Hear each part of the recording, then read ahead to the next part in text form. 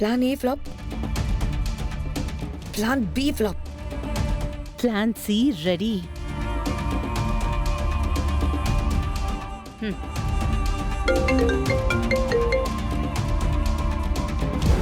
వస్తున్నా,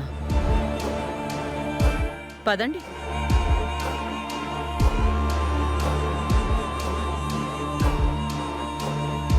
నమస్తే మేడం. వెళ్ళొస్తాను మేడం.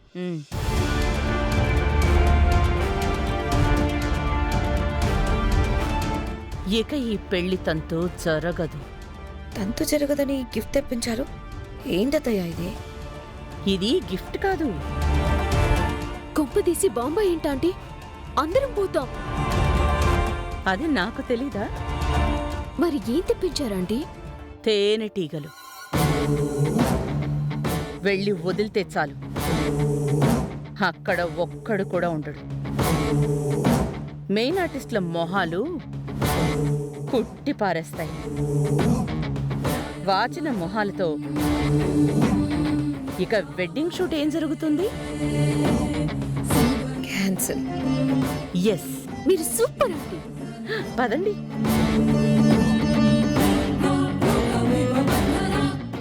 ప్రేమ్, మీ ఇద్దరికి మధ్యలో ఒక అడ్డుతెర వేస్తాం.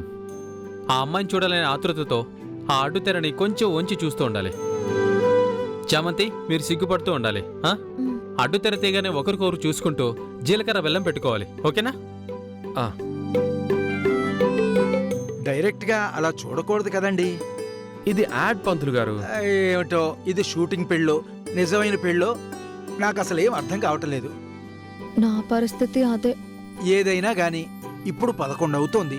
మరొక్క 10 నిమిషాలు అయితే 11:10 నిమిషాలకి మంచి దివ్యమైన ముహూర్తం వచ్చేస్తుంది డైరెక్టర్ గారు.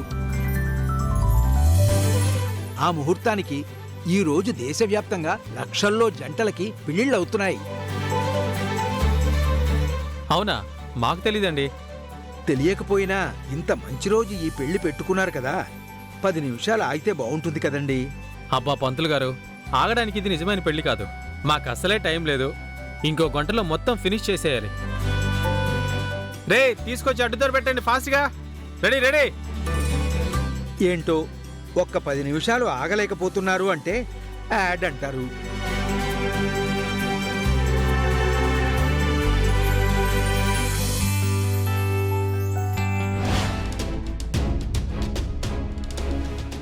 Bharat. Okay sir, ready. Roll camera, clapping, action.